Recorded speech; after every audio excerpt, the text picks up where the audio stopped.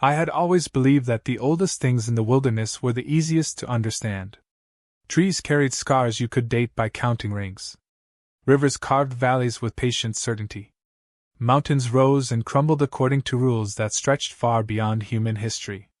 Even fossils, silent as they were, fit neatly into the timeline we'd built from millions of careful observations. Then I put my hand into a footprint that should have been 15,000 years old. It was warm. Not sun-warmed. Not the lingering heat trapped in dark stone after a long afternoon.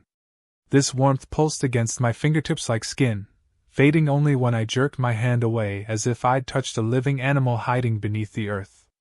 The others laughed. For about 5 seconds. Then every bird in the valley stopped singing at the exact same moment. If you've never heard a forest lose its voice, I hope you never do. Silence isn't the absence of sound. It's something that arrives with intention. It presses against your ears until every breath feels too loud, every heartbeat feels borrowed. We stood frozen in that impossible quiet, staring at the trail of ancient footprints stretching into a forest that none of our maps claimed existed. Looking back now, I don't think the footprints were waiting for us. I think they were wondering why we'd finally arrived. I wasn't a park ranger, or a government investigator, or anything dramatic enough to belong in one of those stories people tell around campfires. My name is Nathan Mercer, and for nearly 15 years I'd worked as a wilderness researcher specializing in prehistoric landscapes. Most of my career involved cataloging forgotten migration routes, studying glacial terrain, and helping universities reconstruct environments that had vanished before civilization ever took shape. It wasn't glamorous. Most days were filled with GPS readings, sediment samples, and arguments over carbon dating reports that nobody outside academic circles would ever read. That's exactly why I loved it. Nature never needed embellishment. The truth hidden beneath layers of stone was always more fascinating than speculation. At least, that's what I believed before the Bitter Elk Plateau. The plateau sits deep within a remote stretch of the northern Rocky Mountains, far enough from civilization that helicopters remain the most reliable way to reach its interior. Endless forests blanket the ridges, interrupted only by alpine meadows and granite cliffs carved smooth by glaciers that disappeared thousands of years ago. Most hikers never even hear its name. The terrain is difficult, unpredictable, and protected primarily because almost nobody has a reason to visit. Except researchers like us. Satellite imagery had revealed unusual erosion patterns after an exceptionally harsh winter. A section of hillside had collapsed, exposing layers of sediment buried beneath ice and forest for thousands of years. Preliminary scans suggested the possibility of preserved Ice Age animal tracks. For someone in my field, discoveries like that could define an entire career. Our expedition consisted of 4 people. Dr. Elaine Foster led the project. She was a paleontologist whose calm confidence made every impossible problem seem manageable. She'd spent decades studying extinct mammals and possessed the irritating habit of being right more often than anyone else in the room. Miguel Alvarez handled environmental mapping. Quiet, meticulous, and endlessly patient, he could reconstruct landscapes from details most people would overlook entirely. Sarah Klein managed field documentation and sample preservation. She approached every expedition with infectious optimism, convinced that every discovery carried another story waiting beneath it. And then there was me.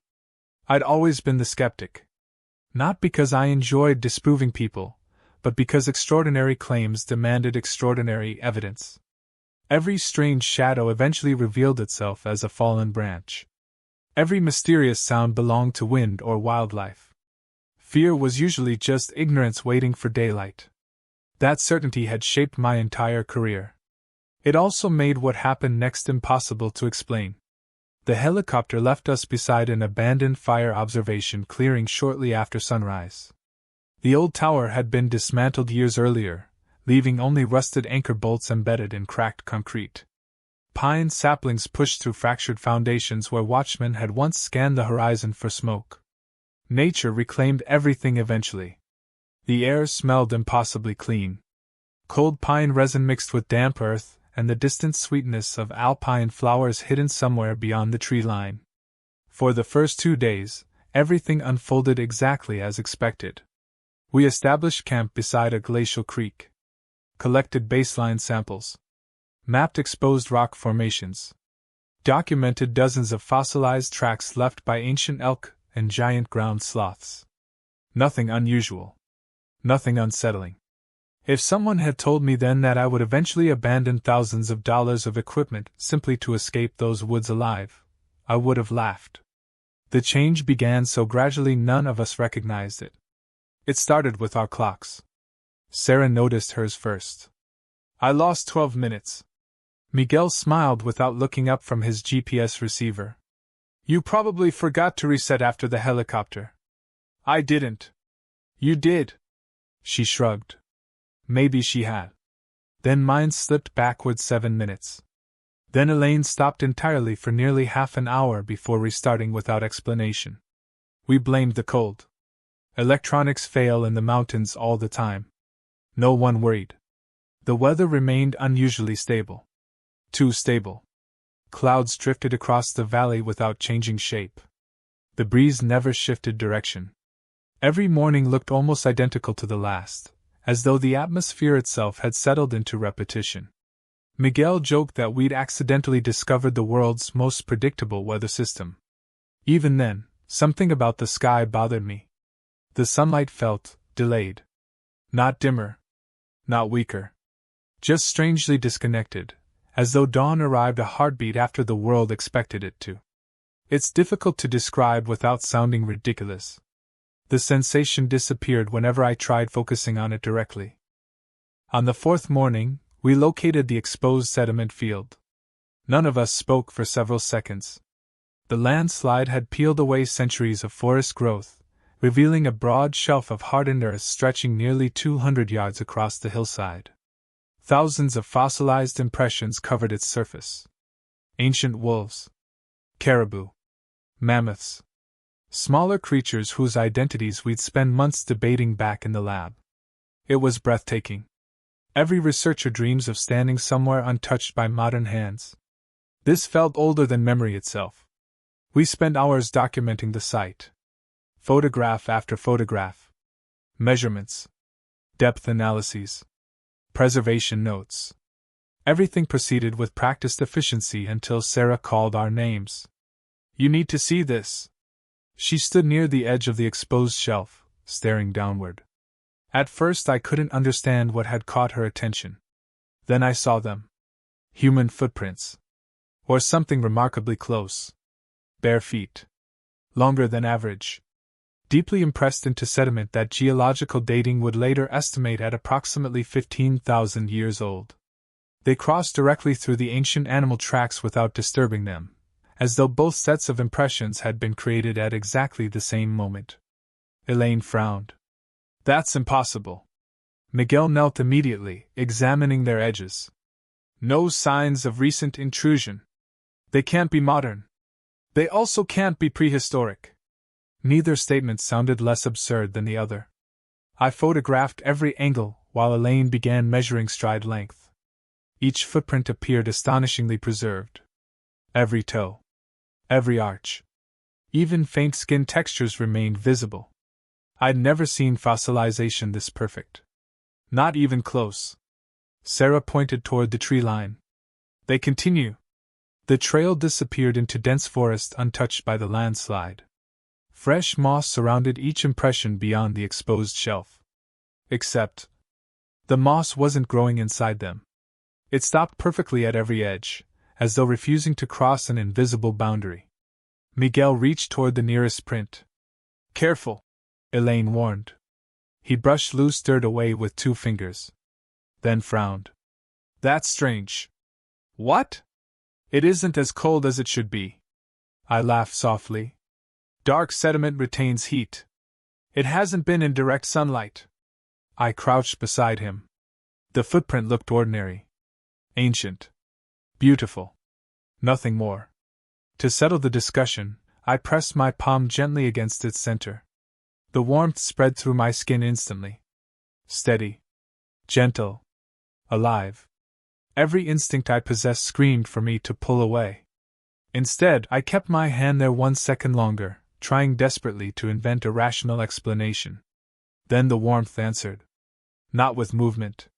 Not with sound. With a faint pulse beneath the earth. One slow heartbeat. Then another.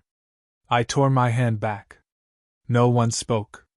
Sarah's smile vanished. Miguel stared at me.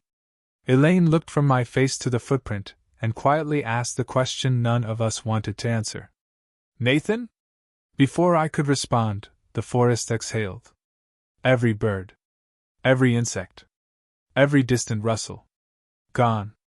The valley fell into a silence so complete it felt less like the absence of life and more like the arrival of something that had been listening beneath it all along. Silence isn't measured in decibels. It's measured by what your mind starts inventing to replace it. At first, none of us moved. We simply stood there on that ancient shelf, surrounded by 15,000 years of preserved history, staring into a wall of pine trees that suddenly looked much older than they had an hour before. I became painfully aware of every tiny sound my own body made. The scrape of my jacket when I breathed. The dry click in my throat as I swallowed. Blood moving through my ears. The forest wasn't merely quiet. It was waiting. Elaine finally cleared her throat. Everyone back away from the prince. Nobody argued. We retreated several yards, almost instinctively keeping our eyes fixed on the tree line.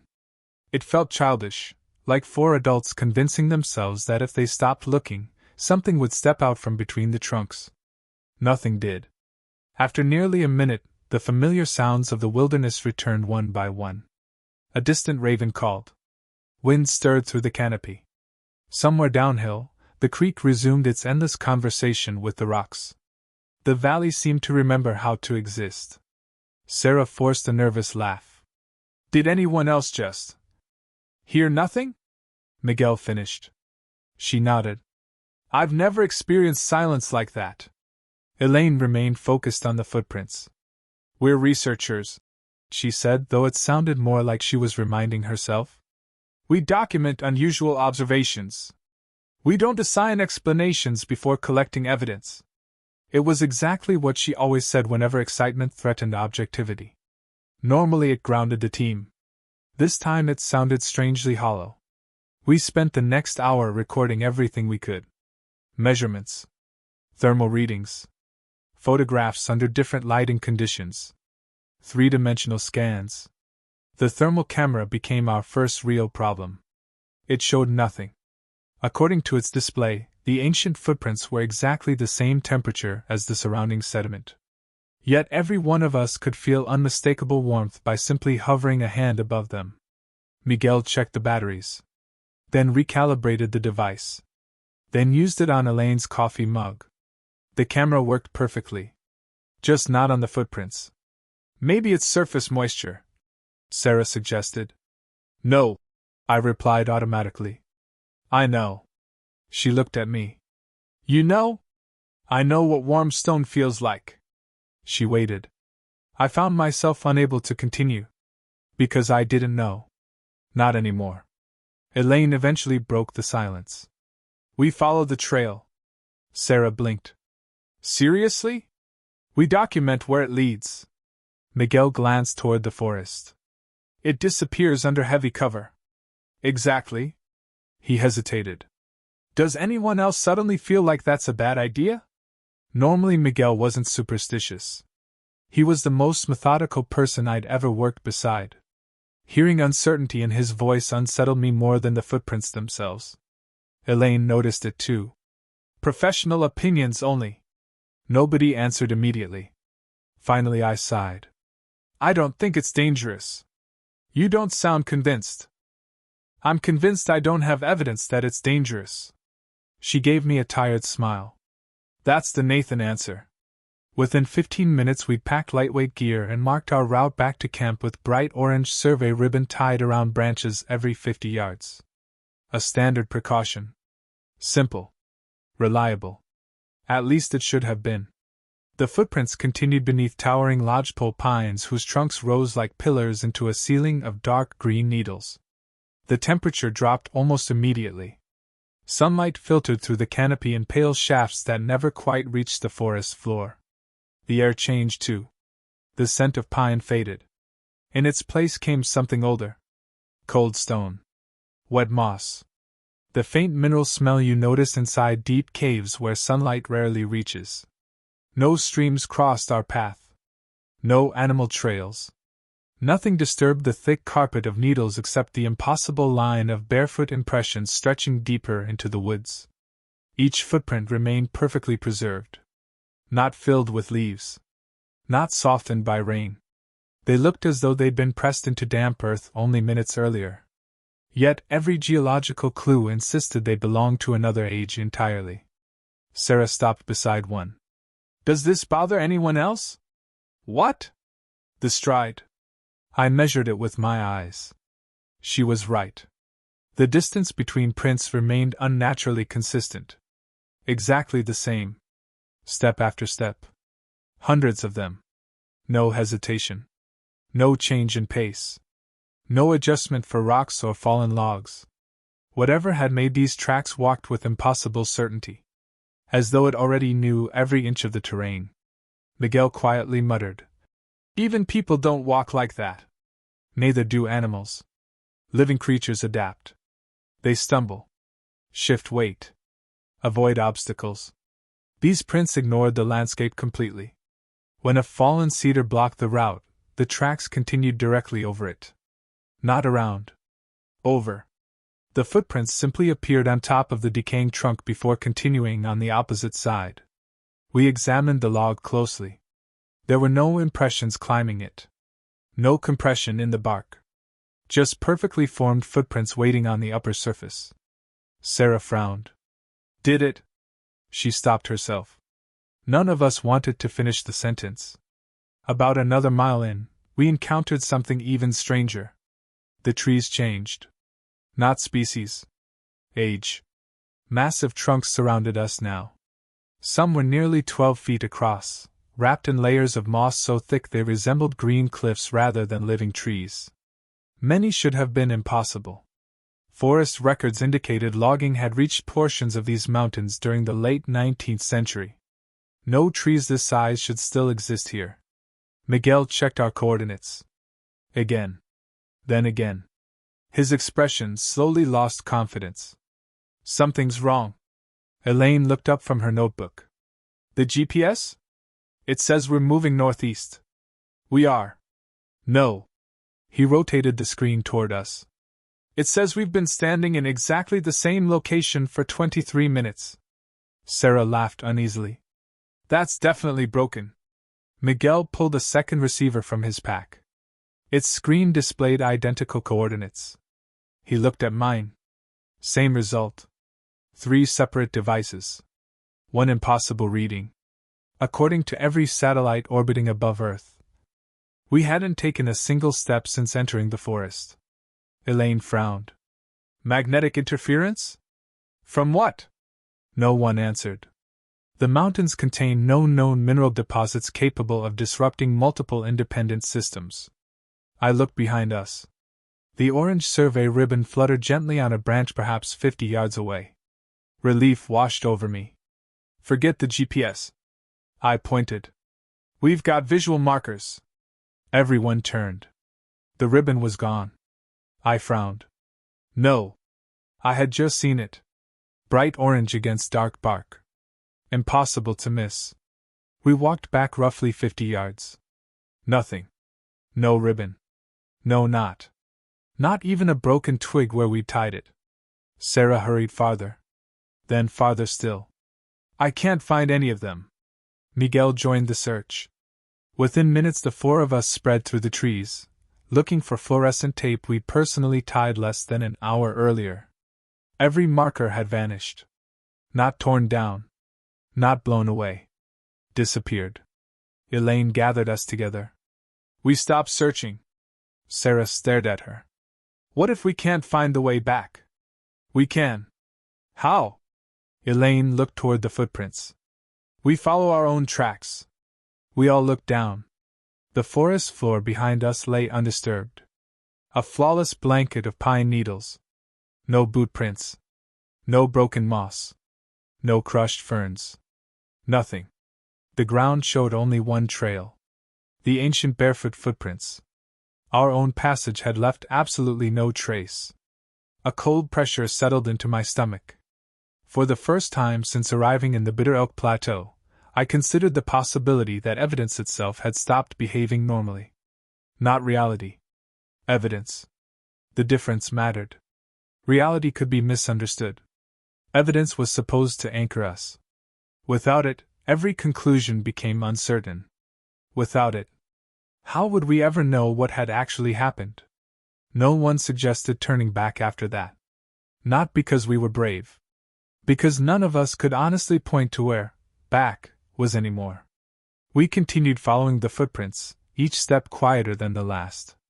The deeper we traveled, the more the forest seemed to shed recognizable life.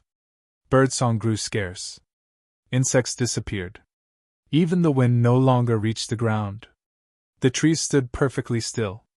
Then, after another 20 minutes, I noticed something that made every hair on my arms stand upright. The footprints ahead were changing.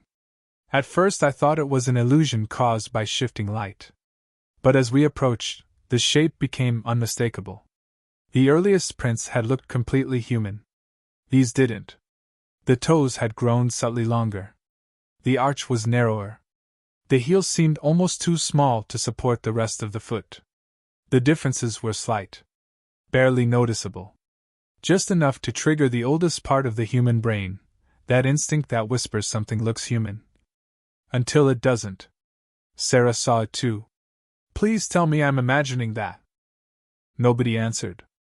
Because just beyond those altered tracks, another set appeared beside them. Smaller. Perfectly human. Fresh enough that tiny grains of damp soil still clung to their edges. And leading in the opposite direction. The first thing I noticed about the second trail wasn't that it was newer. It was that it looked frightened. I know how absurd that sounds. Footprints don't carry emotion. They're impressions in soil, nothing more. But years spent studying ancient trackways teaches you to read movement the way other people read handwriting. Every stride tells a story. Confidence. Fatigue. Injury. Panic. These told the story of someone who had been running without ever breaking into a run. The steps were uneven. Too close together. The heels dug deep into the earth while the toes barely touched, as though whoever made them kept glancing over one shoulder instead of watching where they were going. They were coming toward us. Sarah crouched beside the nearest print, careful not to touch it. These are recent. Miguel nodded slowly. They can't be more than a few hours old. Elaine frowned. There aren't supposed to be any other research teams within 100 miles. No hikers either, I added. The access roads have been closed since spring. The fresh footprints continued straight toward us for nearly 40 yards before ending beside one of the ancient, warm impressions. Not fading. Not becoming difficult to see. Ending. One final human footprint. Then nothing. The person hadn't turned. Hadn't stepped aside. Hadn't jumped. It was simply as though their next step had never happened. Sarah whispered, "Where did they go?" No one answered. I walked in widening circles around the last print, expecting to find disturbed moss or broken branches. There was nothing. The forest floor remained untouched. The only impressions belonged to someone who had apparently ceased to exist in the middle of a step. Miguel stood perfectly still. Listen. We did. At first I heard only my breathing. Then, footsteps. Faint. Measured. Crunch. Crunch. Crunch. Coming from somewhere deeper among the trees. Sarah turned toward the sound. Hello? No response. Only another step. Crunch. Crunch. Crunch. It wasn't hurried. Whoever, or whatever, made those sounds walked at the exact same pace preserved in the ancient footprints. Elaine raised a hand. Nobody call out again. The footsteps continued. Always the same rhythm. Never closer. Never farther away. It felt less like someone walking through the forest than the forest remembering the sound of walking. After perhaps 30 seconds they stopped. The silence that followed seemed heavier than before. Miguel swallowed. I don't like this. Neither did I. But what unsettled me most wasn't the sound itself. It was the direction. The footsteps had come from directly ahead. The fresh human prints had come from that same direction. If someone had fled whatever lay deeper in those woods, why had they vanished before reaching us? Elaine made a decision.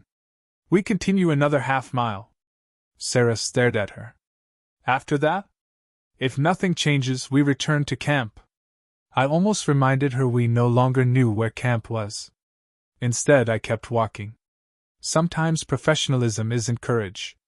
Sometimes it's simply refusing to admit you're already afraid. The forest began changing in ways too subtle to notice all at once. Tree trunks leaned inward. The spaces between them narrowed. Light grew strangely diffuse, as though filtered through water instead of air. I checked my watch. 11:18. 5 minutes later it still read 11:18. I tapped the glass. Nothing. Around me, everyone else had instinctively begun checking their own watches. Sarah looked up first. Mine stopped. So did mine, Miguel said quietly. Elaine didn't answer. She simply removed her watch and slipped it into her pocket. We'll judge time by the sun. I looked upward. For several long seconds I couldn't find it. The canopy had thickened so completely that only pale silver light filtered through the branches. No shadows. No indication of direction. No movement. It could have been morning. Or evening. Or neither. A strange smell drifted through the air. Not decay. Not flowers. Something clean. Cold. Like fresh rain striking stone that hadn't seen daylight for centuries. It carried a faint sweetness I couldn't identify. The scent triggered something deep inside me. Not a memory. The feeling of almost remembering. A place I'd never been. A dream I'd never had. Sarah stopped walking. Do you hear voices? We froze. At first I heard nothing. Then the wind shifted. Soft murmurs floated between the trees. Too distant to understand. Dozens of voices speaking at once. None loud enough to distinguish individual words. Miguel frowned. It sounds like people. It sounds like water, Elaine replied. It isn't water. No. It wasn't. Because every few seconds the murmuring paused. As though the unseen speakers had all turned to listen. Then it resumed. I felt an irrational urge to walk toward the sound. Not because I expected safety. Because it felt familiar. The realization frightened me more than anything we'd encountered so far. Why should something impossible feel familiar? Elaine seemed to sense the same pull. Nobody leaves the group. Her voice was firmer now. We stay together. No one argued. The terrain gradually sloped downward until the trees opened into a circular clearing perhaps 80 feet across. Every one of us stopped at exactly the same moment. The clearing shouldn't have existed. Perfect circles are almost non-existent in untouched wilderness. This one looked carved with mathematical precision. The grass inside it was short, pale, and strangely uniform. No fallen branches. No shrubs. No wildflowers. Nothing but smooth ground surrounding a single enormous boulder at its center. The stone was unlike any geology we'd documented in the area. Dark gray. Almost black. Its surface shone faintly despite the lack of direct sunlight. Ancient footprints surrounded it in hundreds of overlapping circles. Not random. Intentional. They orbited the boulder again and again. Some clockwise. Others counterclockwise. Thousands upon thousands of impressions layered atop one another until the earth itself had hardened beneath centuries, or millennia, of impossible passage. Sarah spoke barely above a whisper. Why would anyone walk in circles? Miguel slowly turned. They weren't. We looked where he pointed. The circles weren't complete. Each path stopped at the side of the boulder facing north. Every trail ended there. Just like the fresh footprints. I approached cautiously. The stone stood nearly 12 feet high. Its surface felt unnaturally smooth, almost polished. No cracks. No lichen. No moss. Nothing had grown on it for as long as anyone could remember. Then I noticed the marks. At first they resembled natural veins in the rock. But the more I stared, the more they resolved into shallow grooves. Lines. Curves. Symbols. Not carved.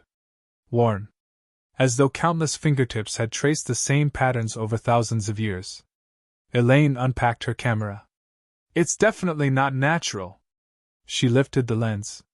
Pressed the shutter. The camera clicked. Its screen went black. Battery empty. She frowned. It was full. Miguel checked his. Dead. Sarah's recorder. Dead. My backup camera. Dead.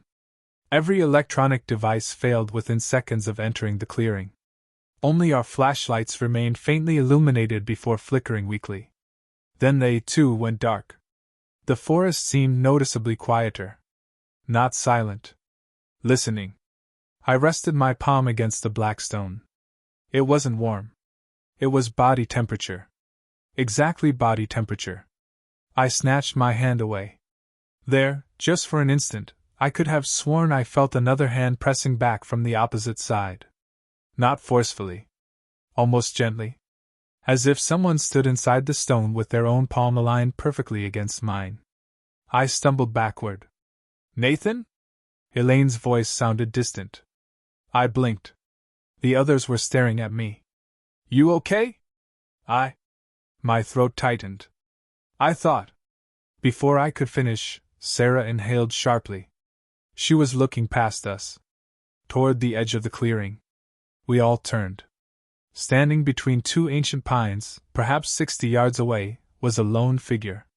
Barefoot. Perfectly still. Too far away to make out a face. Its outline shimmered slightly, like heat rising from asphalt. None of us had heard it arrive. It didn't move. Neither did we. Seconds passed. Or minutes. It was impossible to tell.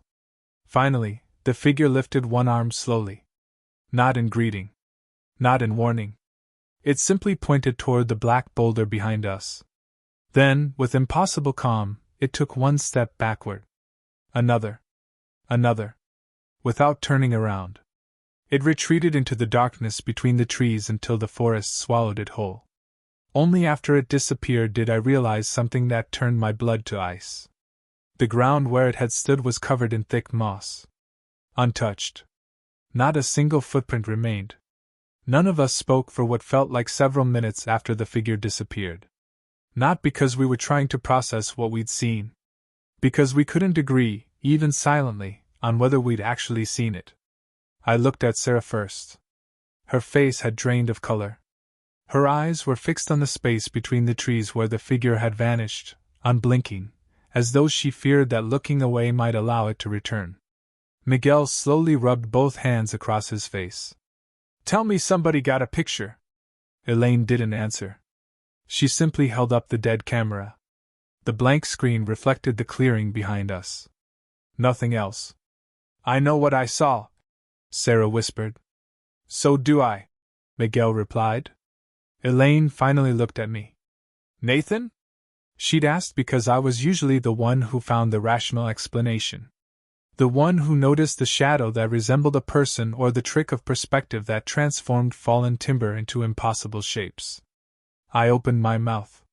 Nothing came out. For the first time in my professional life, I couldn't separate observation from interpretation. I had seen someone. Or something shaped enough like someone that my brain had accepted it instantly. But there had been no footprints. No broken moss. No movement except the slow retreat into darkness. The evidence contradicted the memory before the memory had even settled. We're leaving, Elaine said firmly. No one argued. She didn't say we were heading back to camp. She didn't mention the survey ribbons. She simply said, We're leaving. There was a subtle difference. We walked away from the clearing without looking back. At least, that's what I intended. Yet after perhaps 20 steps, I felt an almost irresistible urge to turn around. Not curiosity. Recognition. The sensation was disturbingly intimate. Like hearing your name spoken by someone whose voice you've loved your entire life. I clenched my jaw and kept walking. Beside me, Sarah's breathing became uneven. You feel it too? It wasn't a question. I nodded. Don't look. I'm trying. So am I. Miguel, walking ahead of us, suddenly stopped. I already did. Elaine turned sharply. What? I looked back. And? His expression was impossible to read. The clearing wasn't there. None of us answered. He continued before anyone could question him. There were only trees. Sarah laughed once. A dry, frightened sound. That's not funny. I'm not joking. Elaine slowly inhaled. Nobody else turns around. We obeyed. Not because we believed him. Because none of us wanted to discover whether he was right. The forest grew steeper as we continued. Ancient spruce replaced pine. The air became noticeably colder. A thin mist drifted close to the ground, weaving between roots like slow-moving water. I checked the compass clipped to my backpack. The needle spun lazily in circles. Not rapidly. Almost thoughtfully. It paused at north. Then south. Then east. As though considering each direction before changing its mind. I clipped it back without saying anything. Miguel had already noticed. So did mine. Elaine sighed. No more instruments. We're navigating by terrain. What terrain? Sarah asked quietly. I looked around. Until she'd spoken, I hadn't realized something impossible. The slope beneath our feet never seemed to change. We had been climbing for nearly half an hour. Yet the angle remained exactly the same. No ridges. No level ground. No summit. Just an endless incline that should have ended long ago. I stopped walking. Wait. Everyone looked at me. I pointed toward a fallen cedar beside the trail. I've seen that tree. Miguel frowned. No. I'm serious. Its trunk had split into 3 sections, one twisted upward like an enormous hand reaching from the earth. A lightning scar ran the entire length of its bark. I remembered stepping over it. 20 minutes earlier. Elaine examined it. There are thousands of fallen trees. This one's different. How? I walked closer. Near the roots lay one of Sarah's orange survey ribbons, tied neatly around a broken branch. Fresh. Untouched. Sarah stared. I tied that. Silence. Elaine slowly turned in a circle. We've been here. Miguel shook his head. No. We've been walking uphill. I know. So how are we back here? Nobody answered. I examined the surrounding ground. Our boot prints should have covered the soft earth. Instead, there were only the ancient barefoot impressions. Still warm.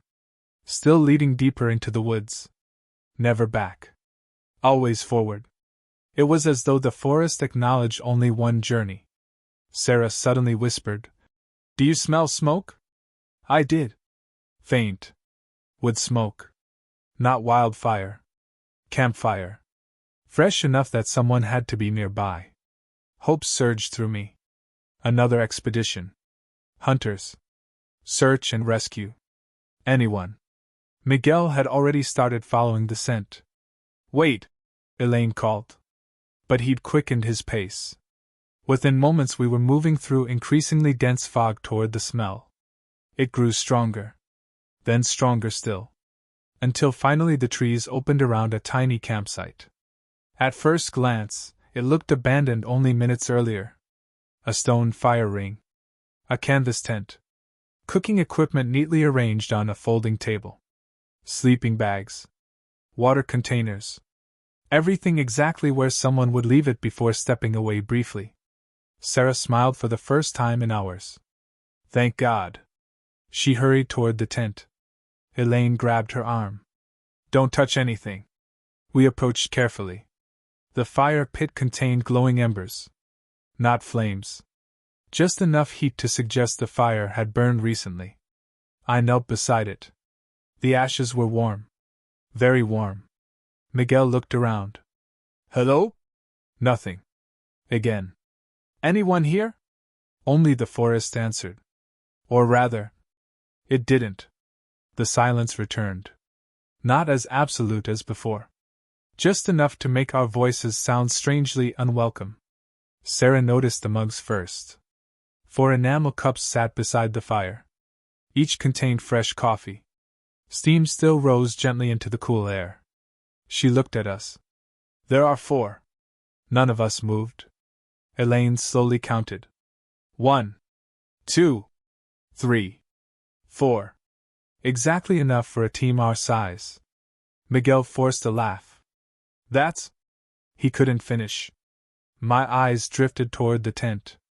Its entrance hung partially open. Inside I could make out backpacks, field notebooks, equipment cases, everything arranged with familiar precision. A logo on one backpack caught my attention. Dark blue. University issued. My stomach tightened. I knew that logo. Because it belonged to our expedition. No. I stepped toward the tent. Nathan, Elaine warned. I ignored her. Inside sat 4 backpacks. Mine. Miguel's. Sarah's. Elaine's. Every scratch. Every stitched repair. Every identification tag. Identical. My notebook rested atop my pack. I opened it. The first page contained my handwriting. Every word. Every sketch. Every coffee stain exactly where I remembered making it. Except, the final page had been written. I hadn't written it. The ink looked fresh. The handwriting was unmistakably mine. Only 3 sentences filled the page. If you're reading this, you still think you're the first team. Don't follow the warm footprints after sunset. When someone who looks exactly like you asks for help. The sentence ended there. The remainder of the page had been torn away. Behind me, Sarah screamed. I spun around. The campsite was gone. The tent. The fire. The mugs. Everything. Only trees surrounded us once again. Except, in the center of the clearing where the campsite had stood, 4 fresh sets of boot prints now circled slowly around one another. Our boot prints. Still being made. As if 4 invisible people were walking in silence just a few feet away. The first sound was the crunch of leaves. Not beneath our feet. Beside us. 4 separate rhythms. 4 separate pairs of boots. Perfectly synchronized, circling an empty space where the campsite had vanished only seconds earlier. None of us moved. The invisible footsteps continued. Crunch.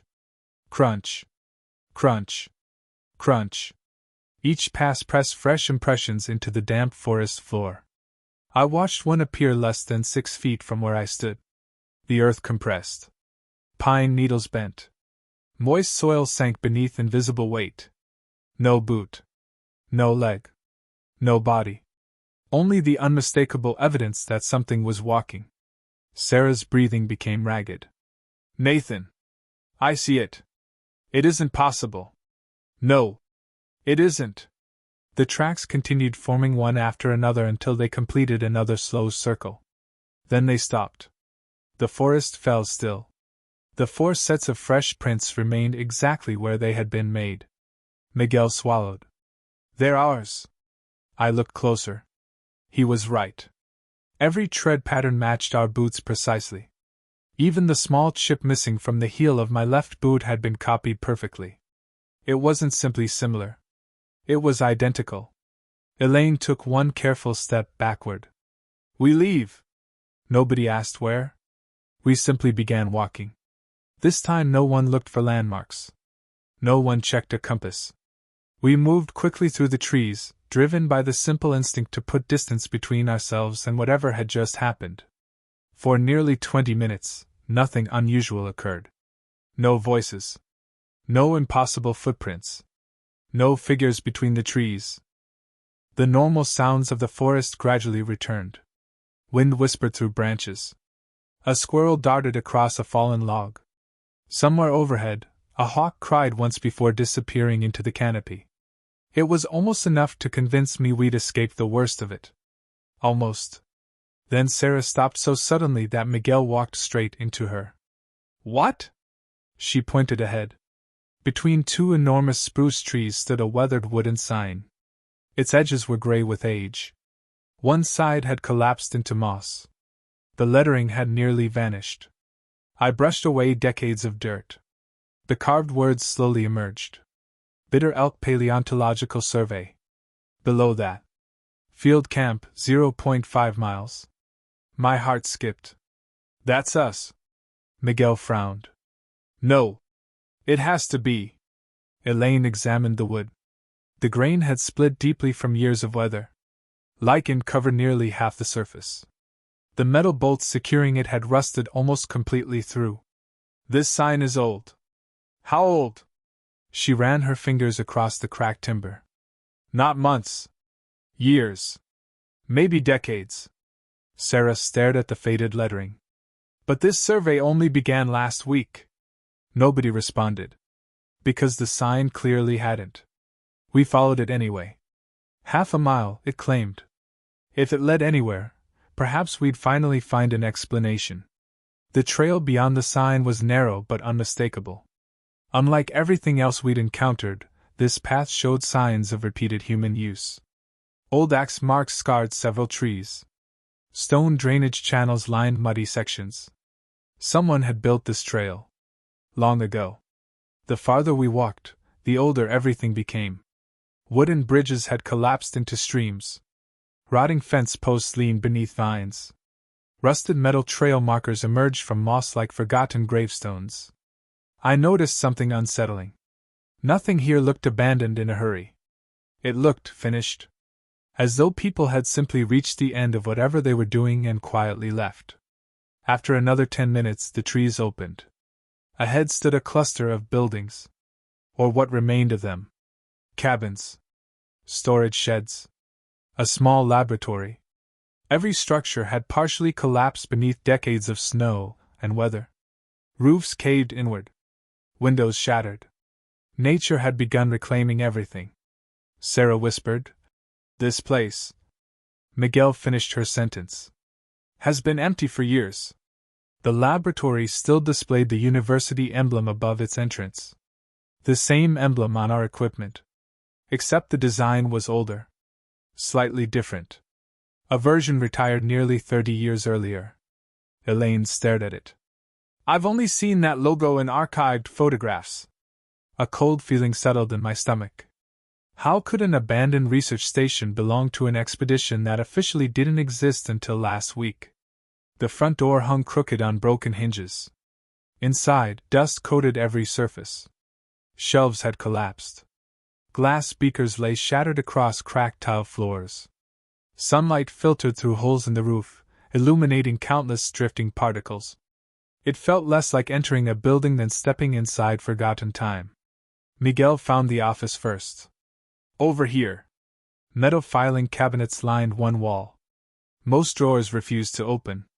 One finally gave way with a loud screech. Inside sat dozens of water-damaged folders.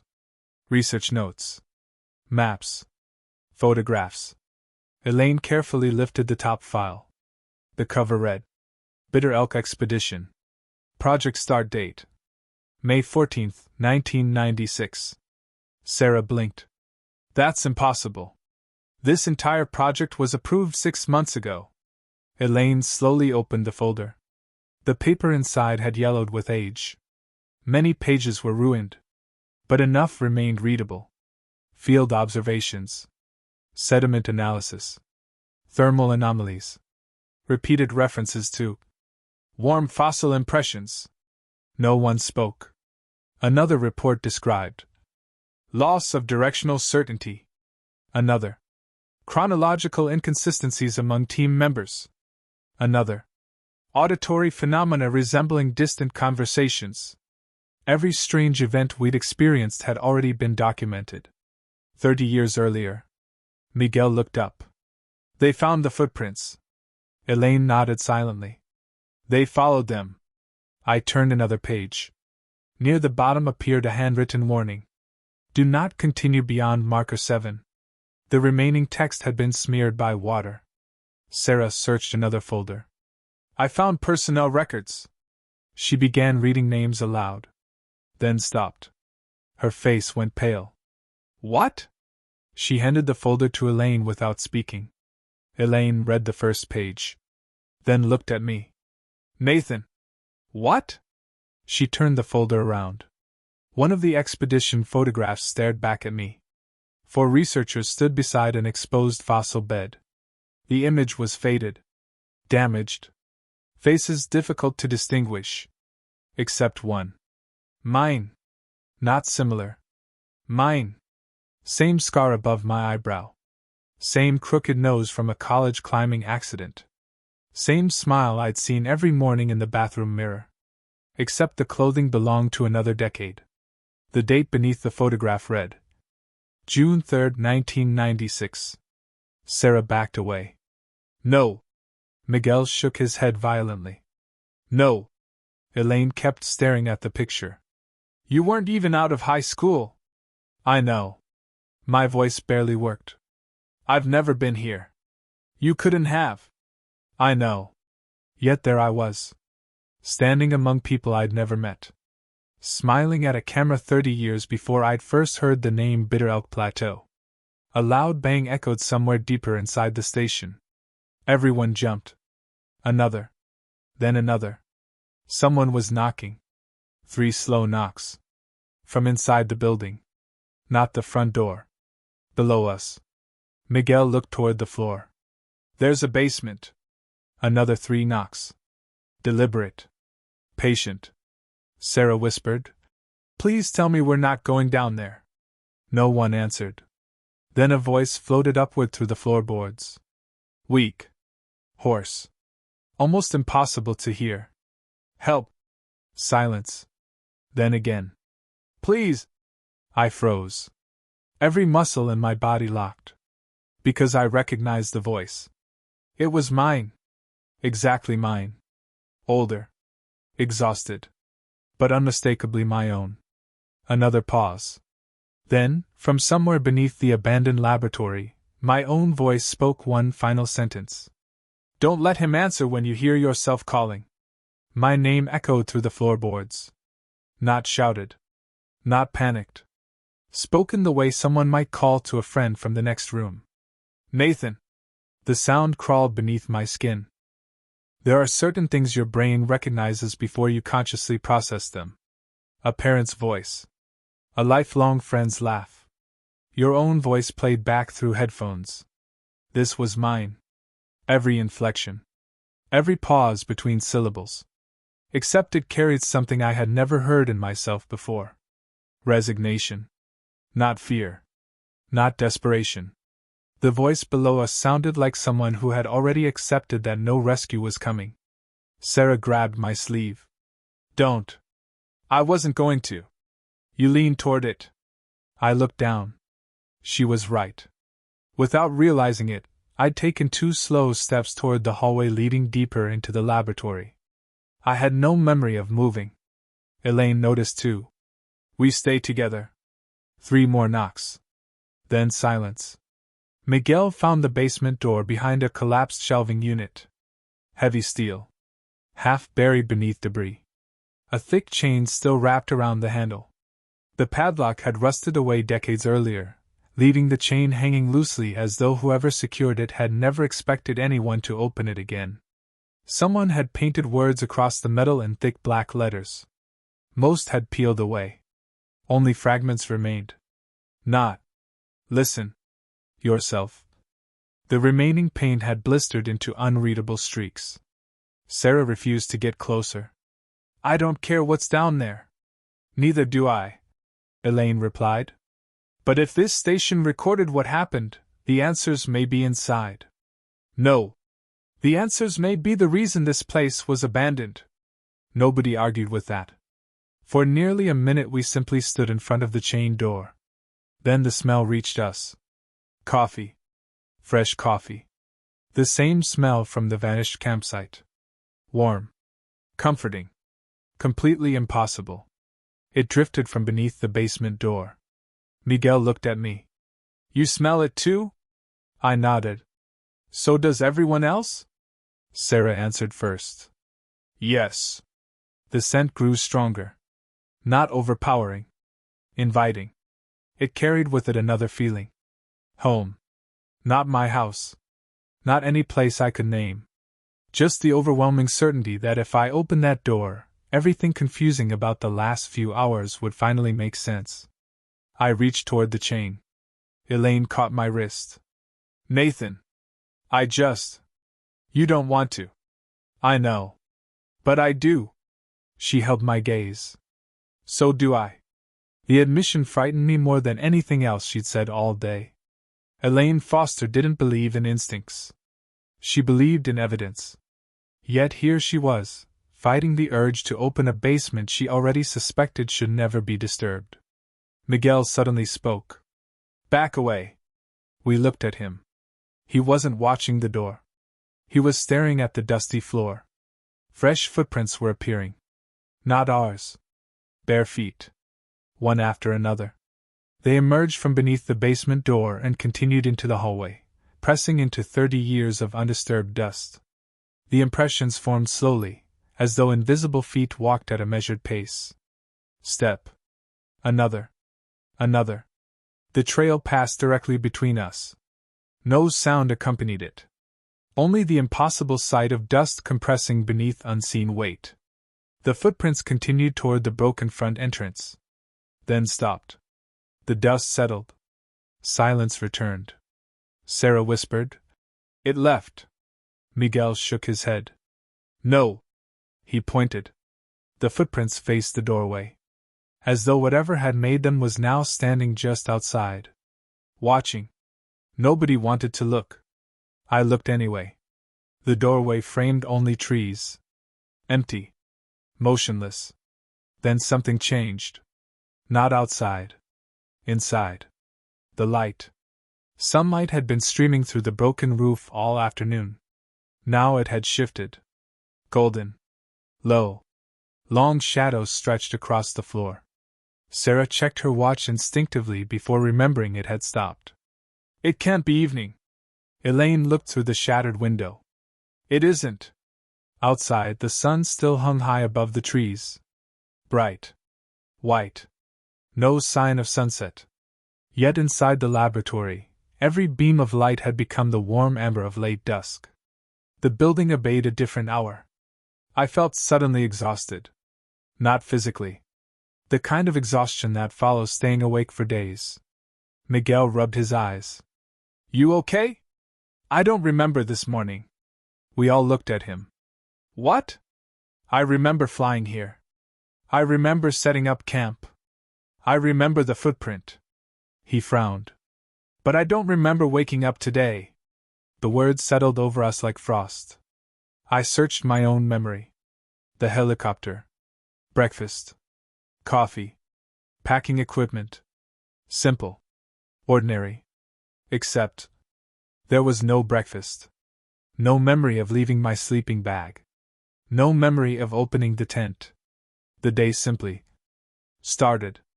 As though someone had removed the beginning. Sarah's face tightened. "I don't remember either." Elaine closed her eyes. For several seconds. Then quietly admitted. "Neither do I." No one spoke. If 4 independent memories shared the exact same absence. That wasn't forgetfulness. It was subtraction. A sudden metallic crash shattered the silence. Somewhere upstairs. The sound of a cabinet falling over. Then footsteps. Heavy boots. Running. Across the floor above us. We all froze. "There isn't an upstairs," Sarah whispered. She was right. The second story had collapsed years ago. There was nothing above us except broken beams open to the sky. Yet the running continued. One person. Then 2. Then several. Rapid footsteps crossed overhead from one side of the building to the other. Someone shouted. The words were muffled. Urgent. Another voice answered. Then came a scream. Not horror. Warning. The entire building vibrated as though dozens of people had rushed past us at once. Dust rained from the ceiling. Miguel backed against the wall. What is happening? Before anyone could answer, it stopped. Instantly. Silence. No settling debris. No echo. Nothing. Only our breathing. Elaine slowly looked upward through the broken ceiling. The empty sky stared back. I noticed something fluttering near one of the collapsed beams. A sheet of paper. Caught on a splintered board. I climbed carefully onto a fallen cabinet and reached it. The page was surprisingly clean. Not aged. Not yellow. Fresh. Printed only minutes earlier. Across the top. Evacuation notice. Below that, a timestamp. Today's date. Today's year. Exactly matching ours. The notice read: Immediate evacuation authorized. Personnel count, 8. I frowned. There were only 4 of us. Another line. Do not acknowledge personnel who were not present during morning briefing. Below it, a handwritten addition. In hurried black ink.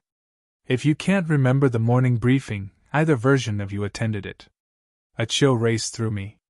I turned the page over. Blank. When I looked back at the others, Sarah was staring past me. Not at me. Behind me. Her lips trembled. Nathan! I slowly turned. The dusty hallway leading to the entrance was empty. Except for one thing. A trail of wet footprints. Not bare. Boot prints. Fresh. Water still pooled inside them. They led into the laboratory. But not from outside. They emerged from the basement door. And ended exactly where I was standing. As though someone had walked up from below. Stopped inches behind me. And was still close enough for the water dripping from their boots to soak silently into the dusty floor. I didn't turn around. Every instinct I had screamed at me to. Years of working in remote wilderness had taught me that when something is behind you, you look. Curiosity keeps researchers alive. Awareness prevents accidents. But this wasn't curiosity anymore. This was bait. The wet boot prints ended less than a foot behind my heels. If someone had walked out of the basement, they should still be standing there. Breathing. Casting a shadow. Making some kind of sound. Instead, the laboratory remained perfectly still. Sarah couldn't stop staring. Her eyes weren't focused on the footprints. They were focused above them. At the height where a face should have been. Elaine spoke without taking her eyes off Sarah. Don't tell us what you see. Sarah swallowed. I don't. Why? Because if it's real, we'll see it. And if it isn't. Elaine didn't finish. She didn't need to. Our minds were already becoming unreliable witnesses. I closed my eyes. Took one slow breath. Then another. When I opened them again, I stepped sideways instead of turning. The movement took me away from the end of the footprints without forcing me to face whatever might have been behind them. Only then did I look. Nothing. Just empty air. The wet tracks remained. But whatever had supposedly made them was gone. Miguel exhaled shakily. I hate this place. Nobody disagreed.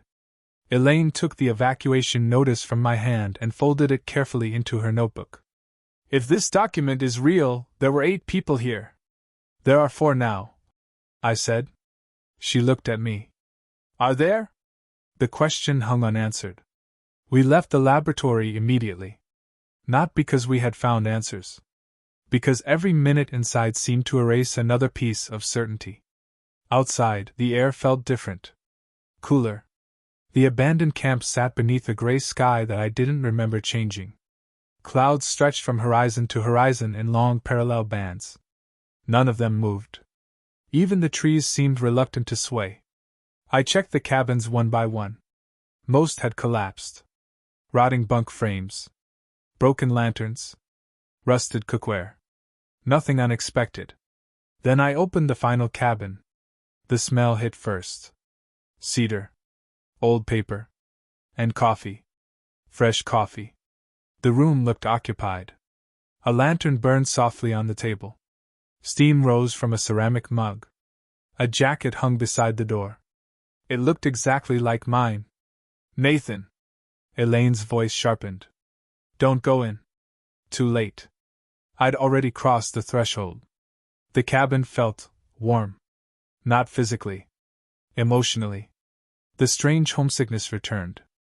Every object inside seemed familiar. Not because I'd seen it before. Because I felt I should have. A notebook lay open on the table. My handwriting. Again. Only this time I recognized the words. Not because I'd written them. Because they were thoughts I'd had over the past few hours. The birds stopped before the silence arrived. The footprints aren't leading us anywhere. They're teaching us how to follow. I had never written those sentences. Yet I'd thought them. Almost word for word. Someone had recorded my thoughts before I spoke them aloud. I flipped another page. The entries continued. Except they described events that hadn't happened yet. Miguel will insist on crossing the river. Sarah will hear her sister singing. Elaine won't admit she remembers this place. Nathan must never answer the third question. My pulse quickened. What third question? The cabin answered. Do you remember now? The voice came from behind me. Mine. Older. Calmer. I spun around. The doorway was empty. Outside, the others stared at me. Nathan? You heard that? Heard what? Sarah asked. I looked back inside. Silence. The notebook remained open. A new sentence slowly appeared across the page. Not all at once. Letter by letter. As though an invisible pen pressed into the paper. You answered too quickly last time. Ink spread across the page. Fresh. Wet. I slammed the notebook shut. Leave. Elaine didn't hesitate. We left the cabin without taking anything. As I stepped outside, I glanced back once. The lantern was gone. The mug was gone. The cabin stood empty. Dust covered every surface. The notebook had vanished. The abandoned station ended at a narrow ravine. Beyond it, the forest changed again. The trees grew taller. Straighter. Older. The air became strangely clear. No insects. No birds. Only the sound of water somewhere ahead. After nearly 15 minutes, we found the river. It wasn't large. Perhaps 30 feet across. Crystal clear. Almost unnaturally so. Every stone on the riverbed stood out with impossible sharpness. Miguel smiled for the first time since entering the forest. We can refill our water. No. Elaine's answer came instantly. Why not? She pointed. Look. At first I didn't understand. Then I noticed. The river wasn't flowing. The surface moved. Tiny ripples shimmered gently. But beneath them, the rocks remained perfectly still. Leaves resting in the current never drifted. Small bubbles hung motionless beneath the water. The river performed the appearance of flowing. Without actually moving. Miguel crouched carefully. He picked up a small branch and dropped it into the water. The stick landed. Created ripples. Then remained suspended exactly where it touched. Half floating. Half submerged. Not drifting an inch. Sarah whispered. Water doesn't do that. No, I said. It doesn't. Then something beneath the surface blinked. All four of us recoiled. At first I thought it was a fish. But it hadn't moved. Only blinked. An eye. Human. Looking up through perfectly clear water. Another blink. Then another. There wasn't one. There were dozens. Faces lay beneath the river. Not floating. Standing. Far below where the riverbed should have been. Men. Women. Different ages. Different clothes. All looking upward. Perfectly still. Watching us through water that suddenly seemed miles deep. Sarah backed away. Oh my God! One of the faces smiled. Not maliciously. Sadly. Then it raised one hand. Slowly. It pointed across the river. Miguel followed its gesture. There. On the opposite bank stood another wooden marker. Unlike the old survey sign, this one looked new. Freshly cut timber. Bright lettering. It read, Marker 7.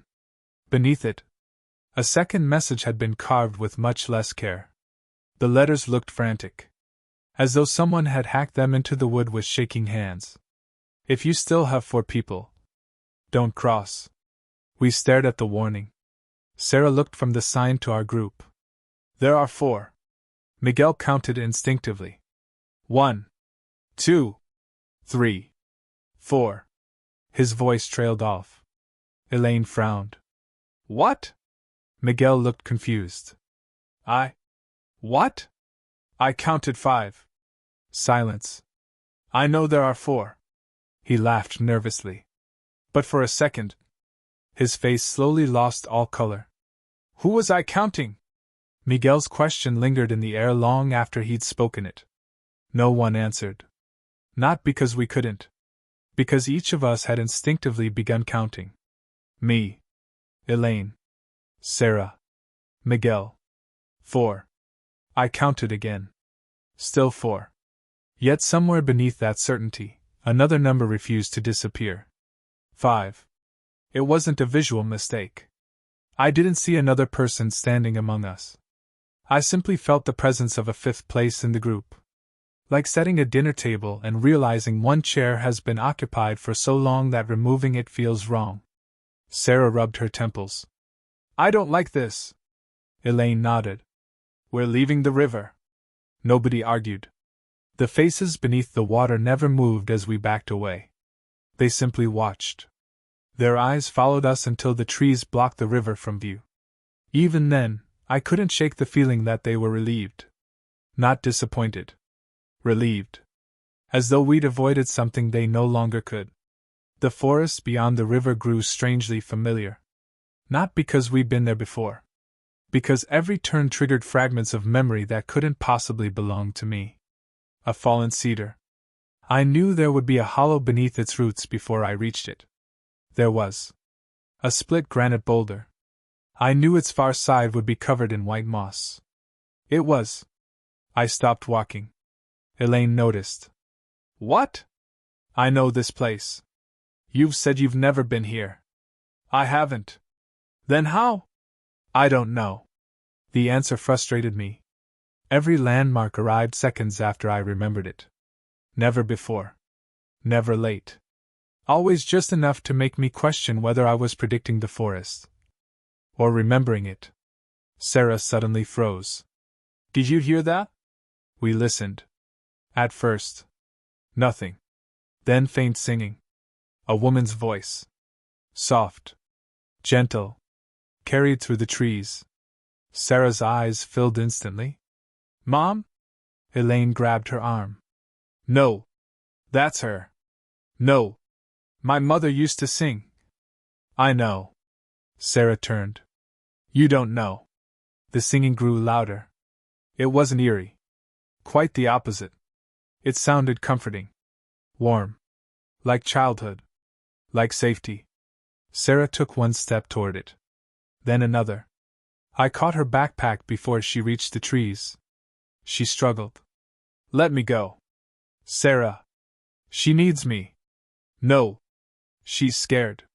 Her voice cracked. She was alone when she died. Elaine stepped in front of her. Listen to me. Sarah wasn't looking at either of us anymore.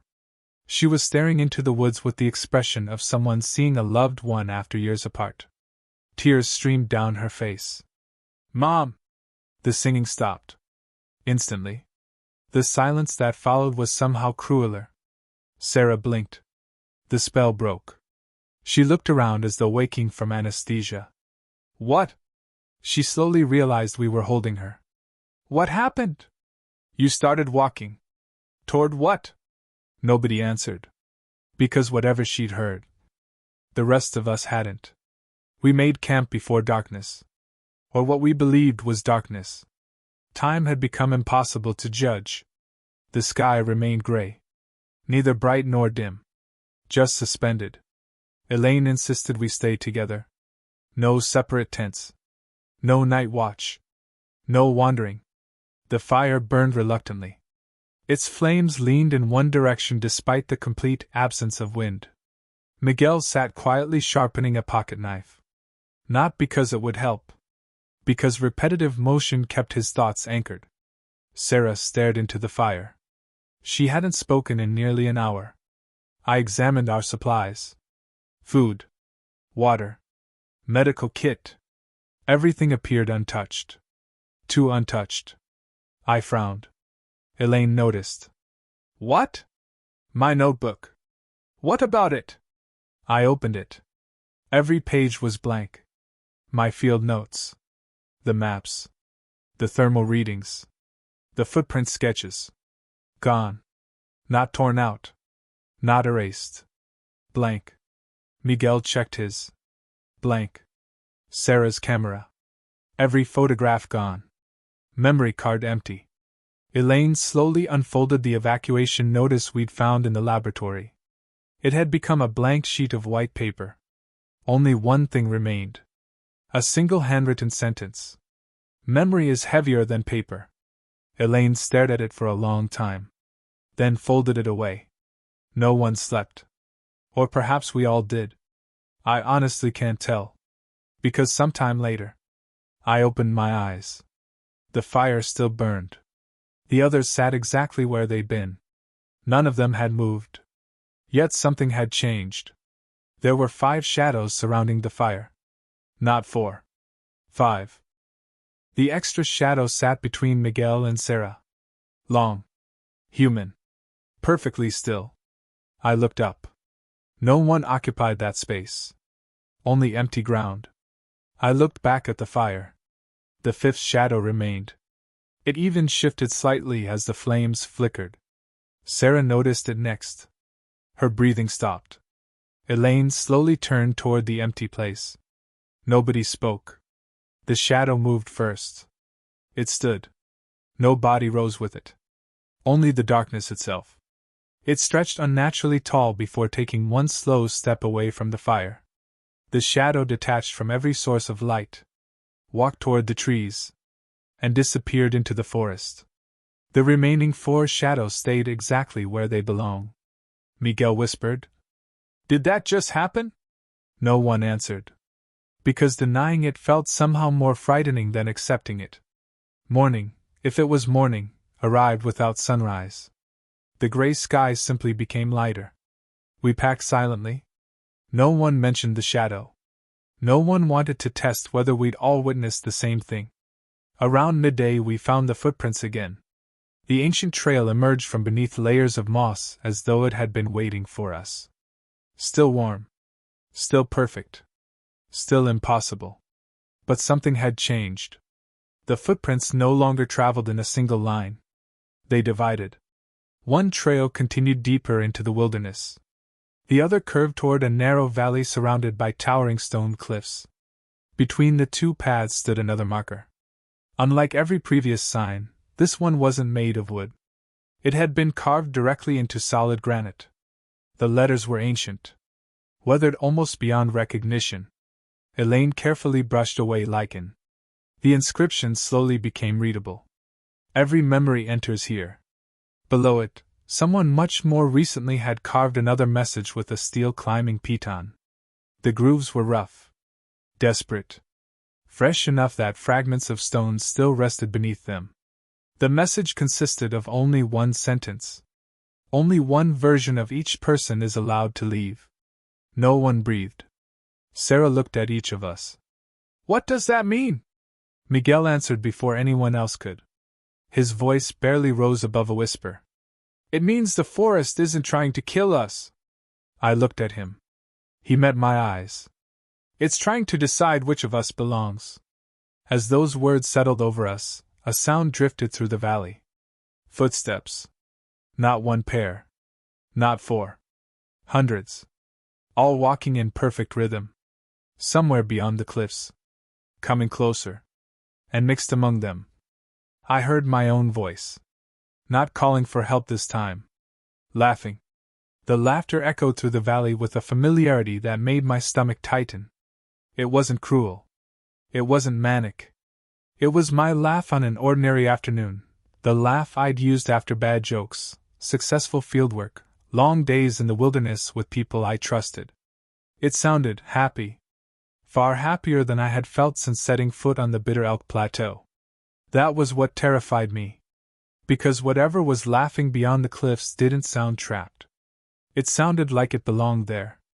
The hundreds of footsteps continued in perfect rhythm. Not running. Marching. No. Walking.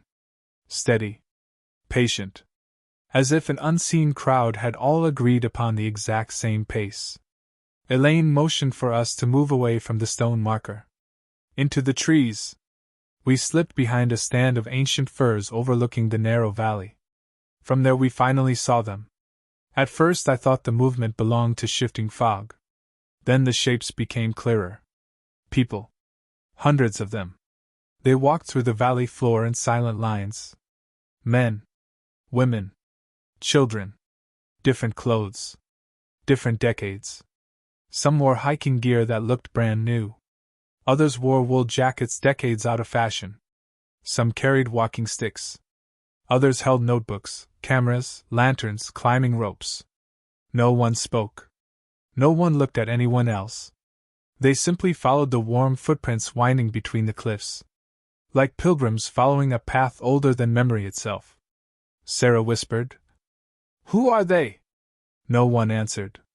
Because something far stranger slowly became obvious. Many of them looked alike. Not similar. Identical. One gray-haired man walked beside a younger version of himself. A teenage girl passed an elderly woman with the same face. A middle-aged hiker briefly glanced toward a child who shared his eyes. Different ages. Same people. Different lives. Existing together. Miguel inhaled sharply. Versions. The word barely escaped him. Versions. The forest hadn't gathered strangers. It had gathered every version of those who had ever walked this place. Then I saw myself. About 50 yards away. Standing perfectly still beside the trail. Not older. Not younger. Exactly my age. Same jacket. Same backpack. Same scar above my eyebrow. He wasn't walking with the others. He was watching me. When our eyes met, he smiled. Not maliciously. With unmistakable relief. Like someone finally seeing the person he'd been waiting years to find. He slowly raised one hand. Not waving. Inviting. The others noticed him almost immediately. Sarah gasped. Elaine's face hardened. Miguel looked physically ill. My other self took one careful step toward us. Then another. He stopped at the edge of the trees. Close enough that I could see the exhaustion in his eyes. He looked like a man who hadn't slept in months. When he spoke, his voice was mine. "I've been trying to reach you." Elaine stepped between us. "No." He looked at her sadly. "You're making the same mistake. You aren't Nathan." "I was." Silence. Then he quietly added, "So are you." I felt something twist inside my chest. He knew things. Not facts. Feelings. The expression on his face wasn't deception. It was recognition. He looked at me the way I imagine a survivor looks at someone who escaped the disaster they couldn't. "I know what you're thinking," he said. "You're trying to decide whether I'm real." "No." His smile deepened. "You're trying to decide whether you're real." I couldn't answer. Because he was right. The thought had already begun creeping into my mind long before he'd spoken it. He slowly removed something from his backpack. My notebook. The one that had gone blank. Except his was full. Hundreds of pages. Worn. Used. He held it out. "You'll need this." Elaine grabbed my shoulder. "Don't." He nodded. "She told me that too." He looked directly at Elaine. "Every time." Elaine's face lost all color. "What did you say?" He didn't answer her. Instead, he looked at me again. "There aren't infinite versions." I stared. "There are only the ones who couldn't leave." The valley seemed to grow colder. Behind him, the silent procession continued without acknowledging our conversation. As though this moment had happened so many times it no longer interested them. I crossed marker 7. he continued. I thought I could document it. He laughed softly. The forest doesn't preserve bodies. It preserves choices. Sarah whispered. What does that mean? He looked at her kindly. You already know. She looked away. I don't. You heard your mother. Sarah began crying before he finished the sentence. He turned to Miguel. You counted 5. Miguel nodded slowly. I did. You always do. Then his eyes settled on Elaine. You remember more than you admit. Elaine didn't respond. But I saw it. For just an instant. Recognition. Not of him. Of the conversation itself. My duplicate sighed. It's starting again. I stepped forward despite Elaine's grip. What are you? He answered immediately. The Nathan who chose to stay. I never. Not yet. The words landed like ice. You think this is your first expedition? He shook his head gently. It isn't. My breathing stopped. What? The forest doesn't trap people. It repeats decisions. He opened the notebook. Every page contained dates. Different years. Different expeditions. Different teams. My name appeared again and again. Not continuously. Separated by decades. Each ending with the same final sentence. Nathan returned alone. No. I whispered. No. I tried proving it wrong. He closed the notebook. I never could. The distant procession stopped. Every person in the valley froze simultaneously. Hundreds of heads slowly turned toward us. Every face. Every version. Watching. Waiting. My duplicate looked over his shoulder. They've noticed. His voice became urgent for the first time. You have one chance. For what? To refuse. Refuse what? He looked straight into my eyes. When the forest asks who you are. His expression broke. For a moment he looked unimaginably tired. Don't answer. The ground trembled. Not violently. Softly. Like a heartbeat beneath the earth. The warm footprints surrounding the valley began glowing faintly. Not with light. With heat. Steam rose gently into the cold air. Every ancient impression became visible at once. Thousands upon thousands of them. Crossing the valley. Climbing the cliffs. Disappearing into caves hidden within the stone. The procession began moving again. But not forward. Toward us. Hundreds of silent versions of countless lives walked with calm, deliberate steps, following the glowing trail. Among them, I could now distinguish dozens of Nathans. Young. Old. Bearded. Injured. Gray-haired. Each carrying the same notebook. Each wearing the same expression. Each looking directly at me. And every one of them smiled as though they had finally found the version that still had a choice. I don't remember who started running. Maybe it was me. Maybe it was Sarah. Maybe all 4 of us reacted to the same instinct at the exact same moment. The valley behind us filled with the steady rhythm of hundreds of footsteps, yet none of them sounded hurried. There were no shouts. No cries. No pursuit fueled by anger. Only patience. That frightened me more than if they'd been chasing us. Whatever lived within the Bitter Elk Plateau had all the time in the world. We didn't. Branches whipped across our faces as we pushed through the forest. Moss-covered rocks slipped beneath our boots. More than once I caught myself following the ancient warm footprints before forcing myself away from them. They were everywhere now. Crossing streams. Climbing impossible slopes. Passing straight through fallen trees as though obstacles existed only for us. Sarah stumbled. Miguel caught her before she hit the ground. No stopping, Elaine shouted. We kept moving. Minutes blurred together. Or hours. Time had become another thing the forest refused to share. Eventually the trees thinned. Ahead, sunlight broke through the canopy. Real sunlight. Bright. Sharp. The kind that cast honest shadows. Hope surged through me so suddenly it hurt.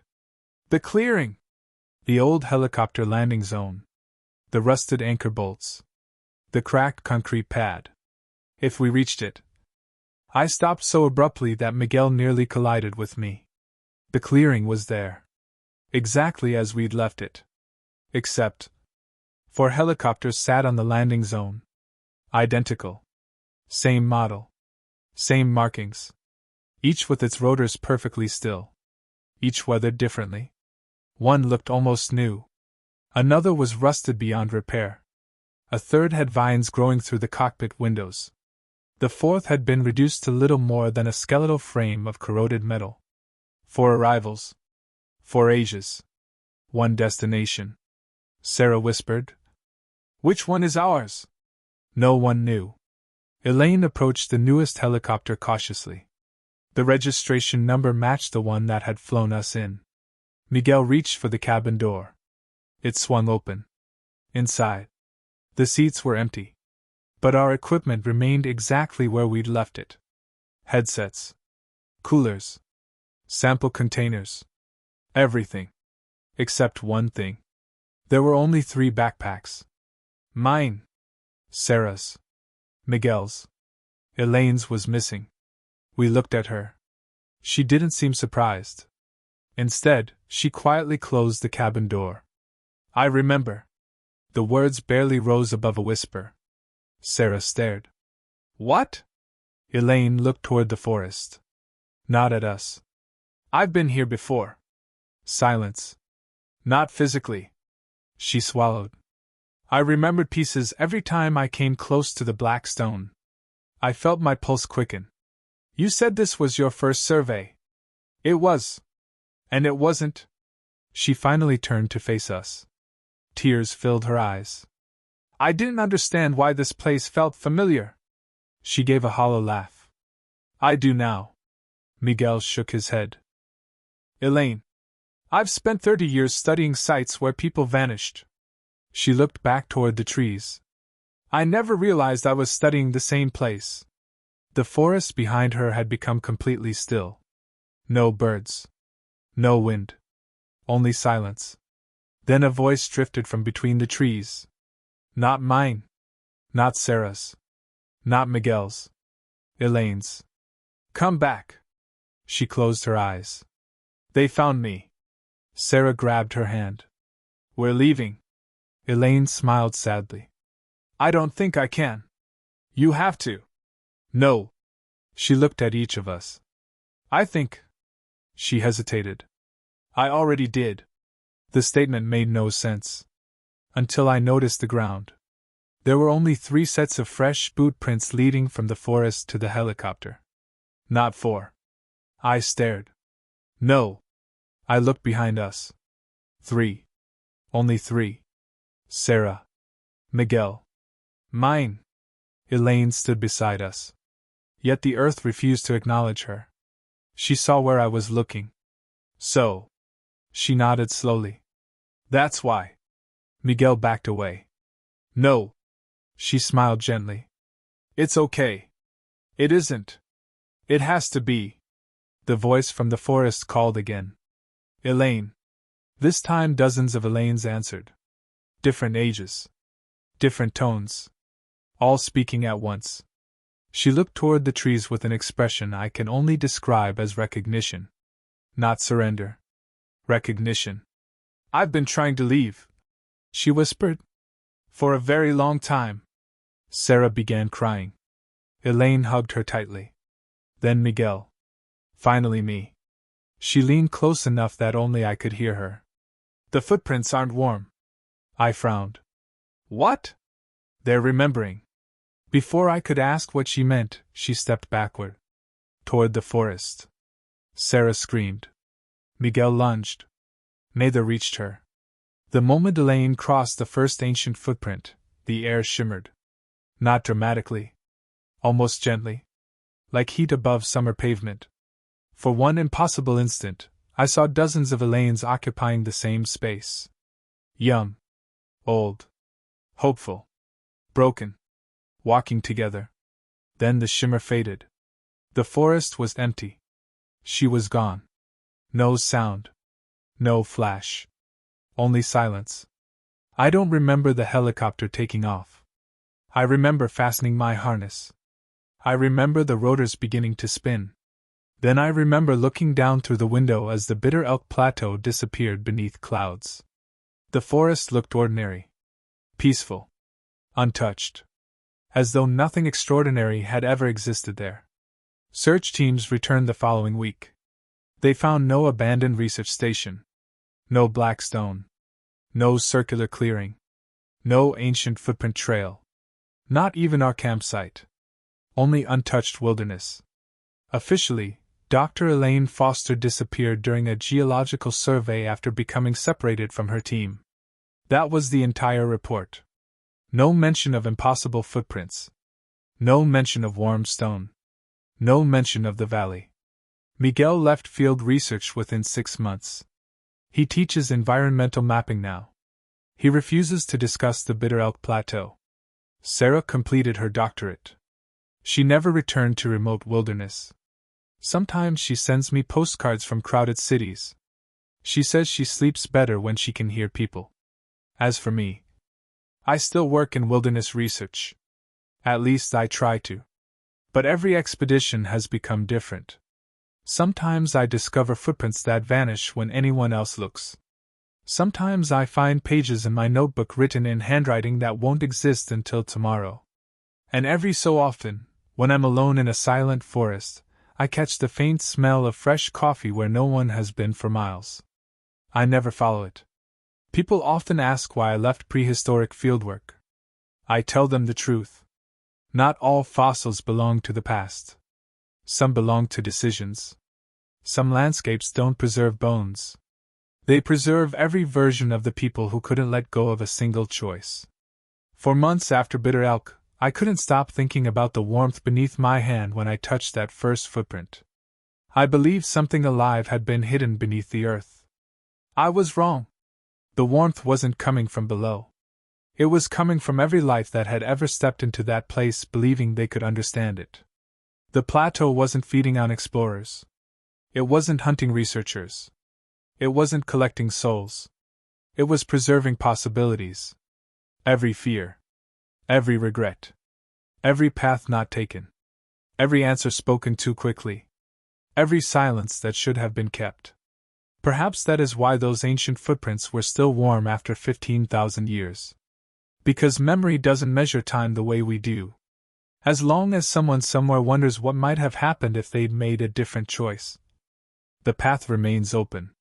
And somewhere beneath a forest that appears on no reliable map, warm footprints still lead into the trees, patiently waiting for the next person who believes every mystery can be solved. I've spent years studying wilderness because I thought the greatest unknowns were hidden beyond the edge of civilization. I don't believe that anymore. The deepest wilderness isn't always a forest.